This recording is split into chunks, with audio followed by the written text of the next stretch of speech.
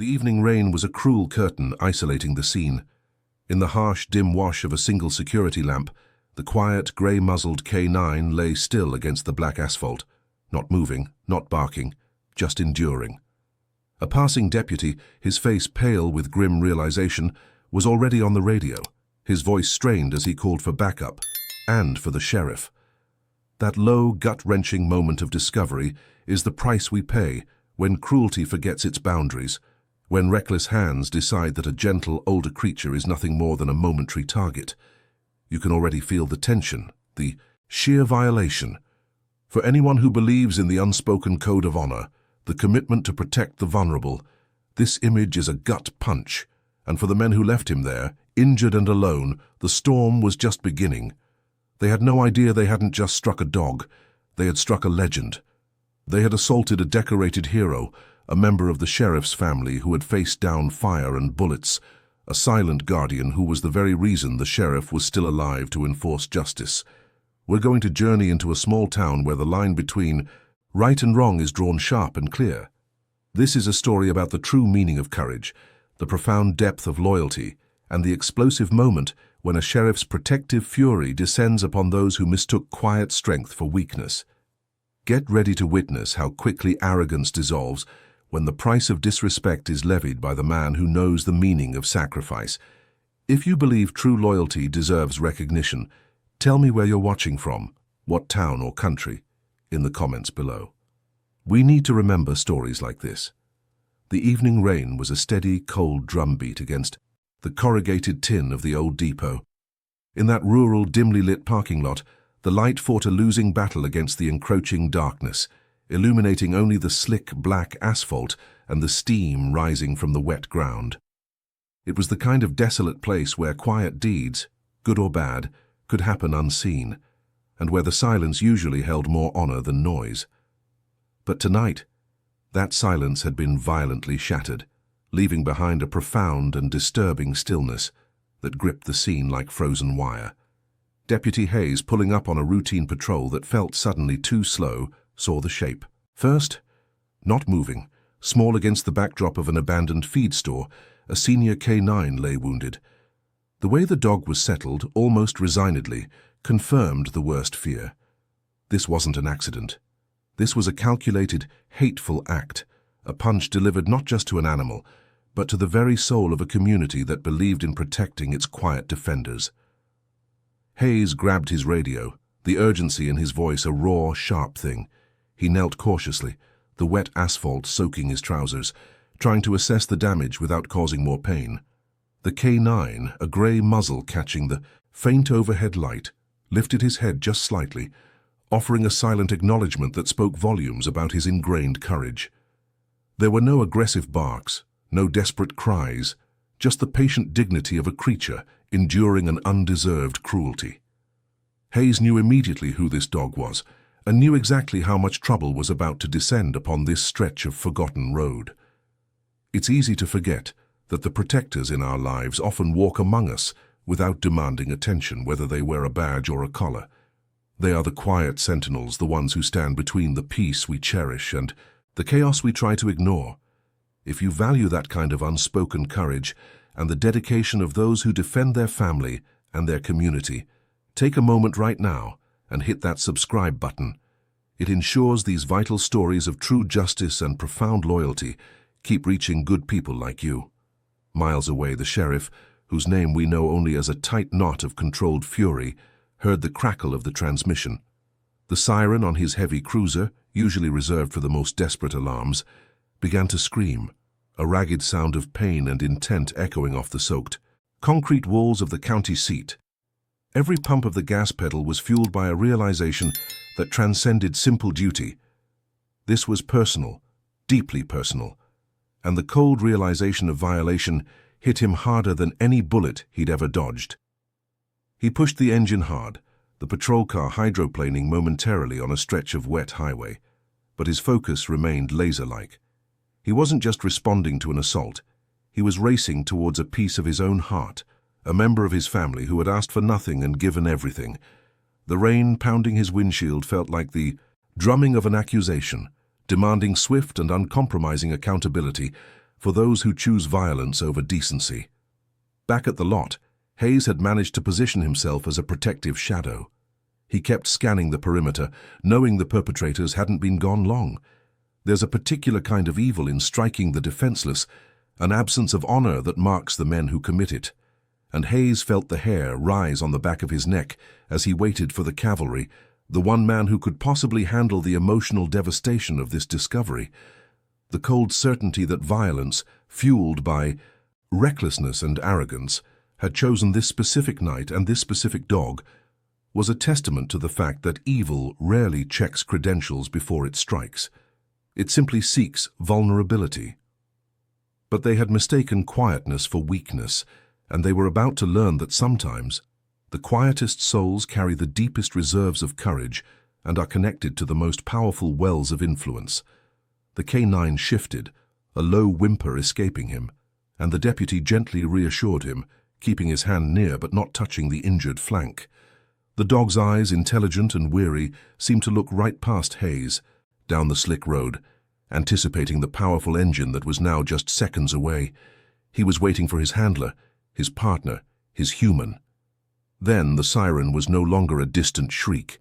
It was an overwhelming roar, bouncing off the nearby structures, announcing the imminent arrival of the law and the fury of the county. The cruiser barreled into the lot, headlights blazing, cutting through the wet gloom like twin blades seeking the truth. The tires squealed as the sheriff brought the heavy vehicle to a brutal, precise stop, just feet from the scene. He didn't hesitate. He simply killed the engine. The sudden silence, heavy and oppressive after the auditory assault of the siren. He didn't even slam the door. He stepped out into the pouring rain, a figure carved from cold justice, his focus entirely on the silent form lying near his deputy's feet. The group of young men who had foolishly lingered nearby, trying to gauge the damage they had inflicted, watched the sheriff approach. They saw the water running off the brim of his hat, they saw the rigid set of his jaw, and they felt the air temperature drop, realizing with sickening dread that they hadn't just struck a stray dog. They had committed an unforgivable offense against the family of the man standing before them.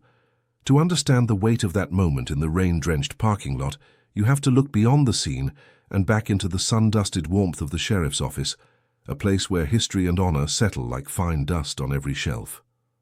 That quiet K9 lying wounded wasn't just a dog. He was Duke, a retired patrol animal whose calm demeanor masked a career defined by unwavering courage and absolute dedication to his duty. He was the sheriff's shadow, his trusted confidant, the silent guardian who defined the notion of loyalty for everyone who worked within those county walls. Duke had the easy gait of a senior, his graying muzzle earned through years of service on the often thankless, hard-scrabble roads of this county. He spent his retirement days greeting visitors with a gentle thump of his tail and sleeping under the sheriff's massive oak desk, a furry reminder that true strength often resides in quiet reserve, not aggressive display. The emotional bond between him and the sheriff wasn't just professional, it was a connection forged in fire and polished by shared fear and victory. It was almost 5 years prior, in the middle of a brutal winter night, when Duke first proved the depth of his family devotion. The sheriff, then still a young deputy, was pinned inside a remote trailer home during an explosive fire, caught between falling debris and raging heat. Others had failed to reach him, the smoke too thick, the heat too intense. But Duke didn't fail. Ignoring every instinct for self-preservation, he clawed his way through the collapsing structure, dragging the unconscious deputy out by his coat, sacrificing his own safety without a second thought, for the man he served. The scars from that night, both physical and unseen, were a silent testament to Duke's commitment. The sheriff carried the memory of that rescue daily, knowing that every breath he took, every act of justice he administered, was possible only because of the dog's single-minded bravery. He often told Hayes that Duke didn't just save his life, he gave him a second chance at living a life worthy of that sacrifice, and that's a debt that can never fully be repaid. Then came the second time, less than 2 years later, a volatile hostage situation that devolved quickly into a gunman's ambush. Chaos erupted, shots were fired. In the ensuing confusion, When the sheriff was momentarily exposed and freezing under the pressure, Duke, still an active patrol dog then, dove forward, absorbing the impact of low-caliber fire meant for his handler. That act of shielding wasn't trained. It was instinct, pure courage, the final definitive proof of his role as protector. The injuries sidelined Duke, forcing his early, honorable retirement, but the experience cemented his place not just as a colleague, but as the closest thing the sheriff had to a son. They shared the kind of quiet, understanding that only people who have faced death together can possess, a deep, unbreakable sense of trust that went beyond command and obedience. This was a relationship built on the mutual exchange of honor. Duke's presence in the office was a grounding force. He was the living, breathing reminder that the greatest acts of heroism are often performed without any fanfare, motivated solely by loyalty. He was the silent guardian, a symbol that justice often requires the willingness to lay everything on the line, even one's own life for the sake of another's family. Sometimes people who see only the gentle gray dog fail to recognize the warrior beneath the calm facade. They see only the retiree, not the veteran of countless tense situations, the animal who carried the weight of the county's safety for years. They underestimate the depth of the commitment that runs through the veins of a canine, who knows the difference between a playful nudge and a necessary stand. The sheriff learned early that the definition of family expands beyond blood. It includes the souls who choose to fight your battles alongside you. Duke was that choice day in and day out. The dog taught him that true authority isn't about the size of the gun or the loudness of the voice. It's about the quiet strength to protect what is right, regardless of the cost. Knowing Duke's history provides the necessary context for the sheriff's escalating rage. This wasn't merely the assault of property. It was an attack on a living medal of honor, a deeply revered veteran. It was an assault on the sheriff's life, both literally and figuratively, targeting the one creature who embodied his relentless fight for justice. The sheriff cherished Duke's quiet presence because it spoke volumes about survival and redemption. Every day Duke spent peacefully sleeping under that desk was a day the sheriff remembered the cost of peace and the immense courage required to maintain it. And now, that peace was desecrated. The men in the parking lot were about to face a truth far heavier than they could ever imagine, confronting the protector of a man whose life they almost ended, twice. They had poked the sleeping lion, and the sheriff's imminent reaction would be the raw, unfiltered fury of a man protecting his most cherished family member. The shift from simple annoyance to outright reckless aggression is often a matter of seconds, fueled by peer pressure and a profound lack of moral compass. Earlier that day, before the cold rain began to fall, Duke had been doing what retired dogs do best, enjoying a brief, unsupervised wander near the back end of the lot, sniffing the usual assortment of smells that chronicle a small town's daily activity. His gentle nature was mistaken for indifference, and his quiet exploration quickly caught the irritating attention of a group of young men loitering near an oversized, loud truck, the kind of gathering spot where bad decisions often ferment. They were irritated by the dog's proximity, perceiving his silent presence as an intrusion into their space. It started with petty teasing, whistles and low, contemptuous sounds, the kind of immature provocation that tests boundaries. Duke, trained over a decade to assess threats, merely moved away slowly, possessing an inherent dignity that should have deterred any further interaction. He had seen real threats, and this juvenile noise barely registered. But these young men lacked the honor to leave well enough alone. They misread the calm retreat as weakness or worse as a challenge. One of them, seeking to impress the others and perhaps elevate his own, sagging ego escalated the contact. A playful shove, then a kick meant to startle, not seriously injure, but administered with the carelessness that often accompanies a sense of invulnerability. It was a failure of courage masked by collective bravado, mistaking their numbers for legitimate strength. The shoving turned brutal quickly, fueled by adrenaline and the shared toxic belief that there would be no consequences for striking an old gray dog. They didn't consider his history, his scars, or the profound loyalty etched into his soul. They saw only an easy target, a quiet creature who wouldn't fight back, making the act itself a deep betrayal of the unspoken code of justice that even the roughest elements of a town usually adhere to. Leave the animals and the elders alone. It never occurred to them that this was more than just some quiet K9 wandering the county property. The vast critical detail they missed, the one that would soon define the trajectory of their immediate future, was that Duke was a decorated retired law enforcement official, a creature whose life was intrinsically tied to the highest office in the county, belonging to the sheriff himself, the man who represented the very authority they were carelessly flouting. They operated under the blind assumption that their anonymity in that quiet corner of the parking lot would ensure their safety. They believed that the small, quick moment of aggression would dissipate into the evening air, leaving nothing behind but a minor incident. Their failure to grasp the emotional and professional implications of their actions demonstrated a fundamental lack of honor and respect for the very idea of public service and the definition of a protective family.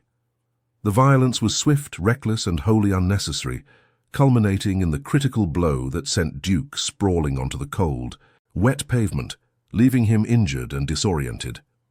They hadn't intended to leave him for dead, perhaps, but their complete lack of concern afterward, their willingness to minimize the damage and walk away, spoke volumes about their underlying character and their disregard for basic compassion. A community built on principles knows that the small injustices, the seemingly minor acts of cruelty, often lay the groundwork for bigger moral failures. This was one of those small moments, magnified exponentially by the true identity of the victim. They struck the emblem of courage in this county, mistaking it for vulnerability, and as the first drops of cold evening rain began to fall, washing over the slick asphalt where Duke lay, they simply dusted off their hands and climbed back into their truck, convinced they had faced no resistance and earned their temporary hollow victory. They never paused to reflect on the immense gravity of the decision they had just made, or the colossal figure of justice that was now hurtling toward them, driven by vengeance for a beloved family member. They were about to learn, in the harshest possible way, that the smallest, quietest battles often carry the highest price, and that true power resides, not in aggression, but in the unbreakable bonds of loyalty. Their mistake wasn't just physical, it was a profound moral miscalculation of the highest order. The instant the sheriff stepped out of his cruiser, the chaotic energy of the parking lot snapped into a dreadful silence. He was drenched instantly, the rain plastering his uniform to his broad shoulders, but he seemed utterly oblivious to the weather. Every muscle in his body was coiled tight, radiating an authority that didn't need a drawn weapon or a shouted order. It was the silent authority of a man whose courage had been tested and proven countless times. He knelt immediately beside Duke, his massive hand gently tracing the dog's fur, searching for the damage, his voice tight, barely audible above the relentless rain. The air was thick with the scent of wet asphalt and impending reckoning. The group of young men who had been trying to fade into the background suddenly felt the weight of the universe pressing down on them. They saw the intensity in the sheriff's eyes, not just the fury of an officer, but the searing pain of a father figure seeing his family harmed. This was the moment. Their careless action demanded a costly accounting, an immediate confrontation with the reality of justice. When the sheriff looked up, he didn't need to ask who did it. The shiftiness, the guilt, and the collective fear radiating from the group provided the only necessary statement. One of the young men, attempting a desperate, cowardly retreat, started to offer a flimsy explanation, trying to minimize the offense. "He was just a stray dog, Sheriff. He got under our feet. We didn't mean nothing serious." The sheriff cut him off with a clarity that felt colder than the rain itself. He didn't raise his voice. In fact, he lowered it, forcing them to strain to hear the terrifying truth. "A stray dog?" he asked, his tone laced with chilling disbelief. He held Duke's grey muzzle, looking straight at the perpetrators. "This dog is Duke. He served this county with more honor than most men ever manage. If you feel a shudder running down your spine right now, comment 'justice' below. It means you understand the weight of this moral moment." The young men exchanged terrified glances. They had anticipated a fine, maybe a minor disorderly charge, but not this visceral, deep rage. They hadn't just struck a quiet canine. They had struck the very embodiment of the sheriff's life, the creature that symbolized his redemption and the reason he was still walking the earth. The truth hit them like a physical blow, shattering their arrogance. "You said you didn't mean nothing serious," the sheriff continued, standing slowly, towering over them, the rain streaming off the brim of his hat. "But you didn't just strike a retired officer tonight. You struck the dog who pulled me out of a burning trailer 5 years ago, saving my life when the flames were licking at my throat. You struck the dog who took a bullet for me, shielding me from a gunman's ambush 2 years later." The revelation instantly changed the dynamic of the scene. The attempted self-defense, the flimsy excuses, dissolved into genuine, paralyzing fear. They were no longer arguing about a petty animal complaint. They were facing the man whose life they had directly endangered by attacking his silent protector and most loyal member of his family. The implications of assaulting such a highly decorated and significant figure were staggering. The sheriff stepped toward them, the only sound the steady fall of the rain and the nervous shifting of feet. "You decided to act without honor. You decided that a quiet old dog was less worthy of respect than your own reckless pride. And now you'll understand the true meaning of accountability in this county." His authority was absolute, silent, and deadly serious. The sudden realization that they were standing before the most morally outraged man in the county, a man whose life was literally owed to the dog they beat, forced a seismic shift in the air. Guilt and disbelief warred with the primal fear of facing real consequences. This wasn't just the law. This was personal, profound justice. They had sought a fleeting moment of dominance, but they had earned a lifetime of remembering the sheriff's face in the rain and the quiet dignity of the dog they struck.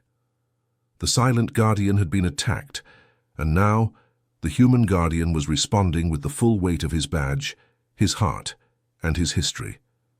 The sheriff turned his attention back to Duke, the softest touch replacing the hard fury. But the message had been delivered with cold clarity. "You attacked my family, you attacked my life, and now you will face the justice that kind of darkness demands." The quiet old dog had proven his courage twice in the past. Now it was the sheriff's turn to protect the one who always protected him. The aftermath was clinical, but heavy, echoing the solemnity of a battlefield retrieval.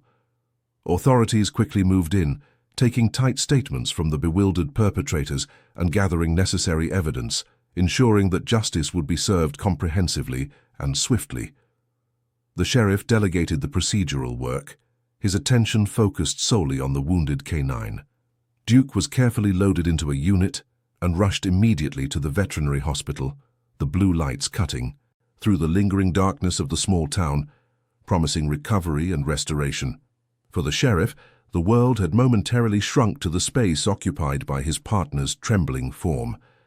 Later, in the sterile quiet of the emergency vet's recovery room, the sheriff sat vigil. The rain had stopped outside, replaced by a cold early morning calm. He sat on the floor, ignoring the chairs, his hand resting gently on Duke's heavy fur, feeling the slow, rhythmic beat of the dog's heart beneath his palm. It was in this silence that the full weight of Duke's courage truly registered again. He thought of the fire, the blinding heat, and the instinctual pull that Duke had exerted to save him. He recalled the shocking sound of the gunshot and the sight of Duke collapsing, sacrificing himself for his handler. This dog was not just a pet, he was a living testament to dedication and an unbreakable bond of family. And now, here they were again, facing another challenge born not of duty, but of reckless cruelty, reminding the sheriff that the fight for honor never truly ends. The consequences for the group were beginning to unfold, facing serious charges related to the malicious treatment of a law enforcement animal, a charge far graver than simple animal cruelty. The small community, learning the full story of Duke's heroism and the profound justice that was sought, rallied around the sheriff, offering support and demanding accountability for the young men who lacked the moral fiber to respect a silent veteran. But the sheriff's focus remained on the healing process. He watched Duke stir slightly, receiving a small, wet lick on his hand, a sign of the loyalty that transcended pain and fear.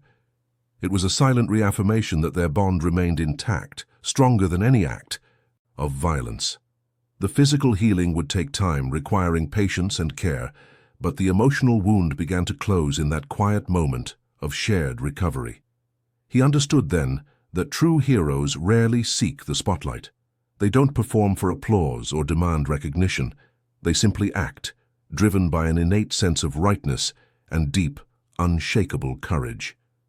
Duke, with his quiet demeanor and his history of profound sacrifice, was the epitome of this truth. The sheriff reflected that his own honor demanded that he ensure two things.